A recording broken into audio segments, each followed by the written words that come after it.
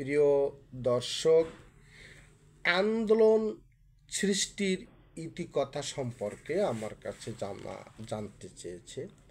আমি বলি, আন্দোলন সংগ্রাম সামষ্টিক একটি বিষয় বা মত ঐক্যের বিষয়।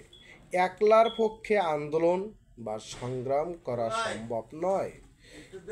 আন্দোলন বা সংগ্রাম করতে হলে একটা সামষ্টিক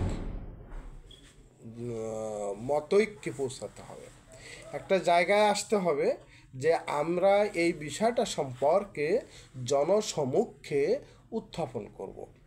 জনগণ যদি, দেশের 100% জনগণ একটা বিষয় সম্পর্কে মত ঐক্যে পৌঁছাতে পারে না, কিন্তু বেশিরভাগ অংশ যদি মত ঐক্যে পৌঁছায় তখন সে দাবিটা নিয়ে রাজপথে সরব হয়। এই রাজপথের সরব হওয়ার নামই হলো আন্দোলন। তো আন্দোলন সম্পর্কে এর বেশি আমার মনে হয় ভালো কিছু নাই। আন্দোলন নিয়েই মানুষ এগিয়ে যায়, আন্দোলনের মাধ্যমে মানুষ তার অধিকার আদায় করে, প্রতিষ্ঠিত করে। প্রিয় দর্শক, বিষয়টা অনুধাবন করবেন বলে আমি আশা করি। আসসালামু আলাইকুম।